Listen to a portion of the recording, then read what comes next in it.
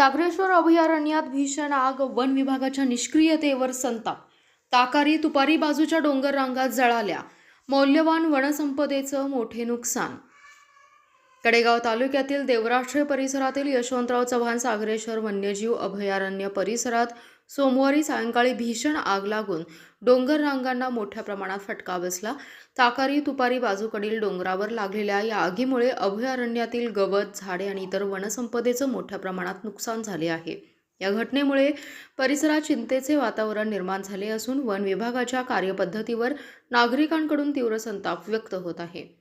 प्राप्त माहितीनुसार उन्हाच्या तीव्रतेमुळे डोंगरावरील गवत मोठ्या प्रमाणात वाळलं होतं. त्यामुळे आग लागल्यानंतर काही वेळातच ती वेगाने पसरली. आगीची माहिती मिळताच प्रशासनाच्या वतीने ती विझवण्याचे प्रयत्न सुरू करण्यात आले. मात्र डोंगराळ भाग असल्यामुळे त्या ठिकाणी थेट पाणी पोहोचवणं शक्य नसल्याने पंपाच्या साहाय्याने आग आटोक्यात आणण्याचे प्रयत्न रात्री उशिरापर्यंत सुरू होते. नेमकी आग कशामुळे लागली हे अद्याप स्पष्ट झालं नसलं तरी मोठ्या प्रमाणावर वनसंपदा आगीच्या भक्ष्यस्थानी पडली आहे. अभयारण्यातील वन्यजीवांनाही या आगीचा धोका निर्माण झाल्याची भीती व्यक्त केली जात आहे. या घटनेनंतर स्थानिक नागरिक आणि पर्यावरण प्रेमींनी वन विभागावर संताप व्यक्त केला आहे. अभयारण्यासारख्या संवेदनशील भागात आग प्रतिबंधासाठी आवश्यक उपाययोजना वेळेवर करण्यात वन विभाग अपयशी ठरल्याचा आरोप होत आहे.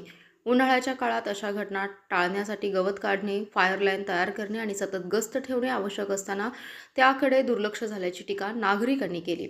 सागरेश्वर अभयारण्यात वारंवार होत असलेल्या अशा विविध स्वरूपाच्या घटना घडत असताना वन विभागाने ठोस उपाययोजना करणे गरजेचे असल्याची मागणी नागरिकांकडून होत आहे. या घटनेमुळे अभयारण्यातील पर्यावरणीय संतुलनाला मोठा धोका निर्माण झाल्याची चिंता व्यक्त केली जाते. Special report, power Marathi news. आपला जिल्हा, आपली power. Power Marathi news network. एकच नजर, चौफेर खबर.